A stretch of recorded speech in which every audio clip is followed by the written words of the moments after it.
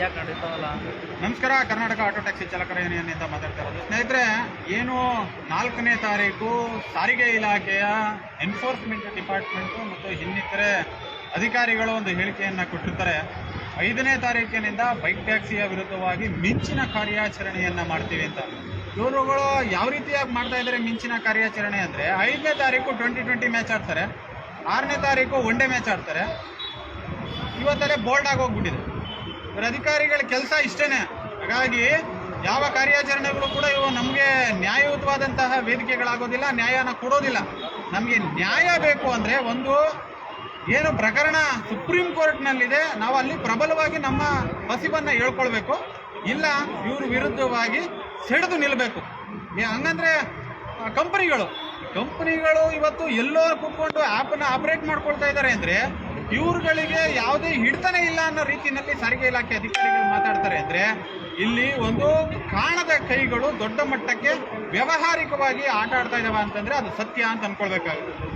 ಯಾಕೆಂದರೆ ಇವತ್ತು bike taxi ಅಂತಕ್ಕಂಥ ವಿರುದ್ಧವಾಗಿ ಕಾರ್ಯಾಚರಣೆ, ಅದು ಟೋಟಲ್ ಇಲ್ಲೀಗಲ್ ಅಂತಕ್ಕಂತಹ ಒಂದು ವಿಚಾರವಾಗಿ ಕಾರ್ಯಾಚರಣೆಯನ್ನು ಮಾಡಿದರೆ ಅದರ ಪರವಾಗಿ ಇರ್ತಕ್ಕಂಥವ್ರು ಬಂದು ಸಾರಿಗೆ ಇಲಾಖೆಯಲ್ಲಿ ಮನವಿ ಪತ್ರವನ್ನು ಕೊಡ್ತಾರೆ. ಅಂದರೆ ನೀವು ಲೀಗಲ್ ಆಗಿರ್ತಕ್ಕಂಥದ್ದು, ನೀವು ಈ ರಾಜ್ಯದಲ್ಲಿ ತೆರಿಗೆ ಕಟ್ಟತಕ್ಕಂಥವ್ರು, ಈ ಬಿಲ್ಡಿಂಗು ನೀವು ಕಟ್ಟುವಂತಹ ತೆರಿಗೆಯಲ್ಲಿ ಕಟ್ಟಿರ್ತಕ್ಕಂಥದ್ದು, ಇದ್ರೊಳಗಡೆ ಬರೋದಕ್ಕೆ ನಮಗೆ ಕೆಲವು ರೂಲ್ಸ್ ಆ್ಯಂಡ್ ರೆಗ್ಯುಲೇಷನ್ಸ್ಗಳನ್ನ ಹಾಕ್ತಾರೆ. ಅಂದರೆ ತೆರಿಗೆದಾತನಿಗೂ ಈ ದೇಶದಲ್ಲಿ ನಡೀತಿರ್ತಕ್ಕಂಥ ಅನಧಿಕೃತವಾದ ಸೇವೆಗಳಿಗೂ ಎಷ್ಟು ವ್ಯತ್ಯಾಸ ಇದೆ.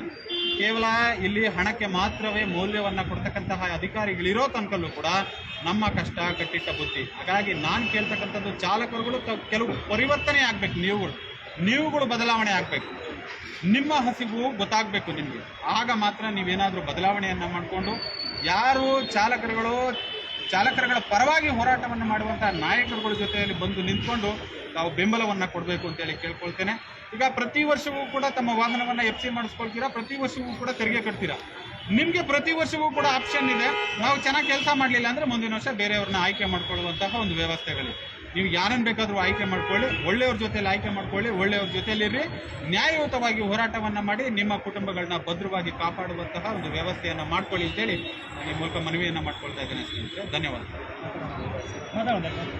ನಮಸ್ಕಾರ, ನಾನು ಯೋಗೇಶ್ ಗೌಡ್ರು, ರಾಜ್ಯ ಜಂಟಿ ಕಾರ್ಯದರ್ಶಿ, ಹಿಂದೂಸ್ತಾನ್ ಚಾಲಕರ ಒಕ್ಕೂಟದಿಂದ. ಇವತ್ತಿನ ಆಗ್ತಿರೋದು ಏನಂತಂದರೆ, ಬಾಳೆಹಣ್ಣು ತಿನ್ನೋಂಥ ಚಾಲಕರುಗಳಿಗೆ ಹಣ್ಣು ತಿನ್ಸೋಕ್ಕಿಂತ ಮುಂಚೆ ಸಿಪ್ಪೆ ತಿನ್ಸೋ ಕೆಲಸಗಳು ಮಾಡ್ತಿದ್ದಾರೆ. ಕಣ್ಣು ಮುಚ್ಚಾಲೆ ಆಟ ತುಂಬ ಚೆನ್ನಾಗಿ ಆಡ್ತಿದ್ದಾರೆ. ನಿನ್ನೆ ಎಲ್ಲ ಕಾನೂನಾತ್ಮಕವಾಗಿ ಹೋರಾಡಿದ್ದು ಇವತ್ತು ಆಲೆ ನಿಮಿಷ ಸುಸ್ತಾಗತ್ತೆ ಅಂತ ಹೇಳ್ತವ್ರೆ. ಬೇರೆ ಕೆಲಸ ಮಾಡಬೇಕಂತೆ ಅವ್ರಿಗೆ. ಇನ್ನು ಯಾಕೆ ಈ ಸಂಸ್ಥೆಗಳು ಅಗ್ರಿಕಲ್ಚರ್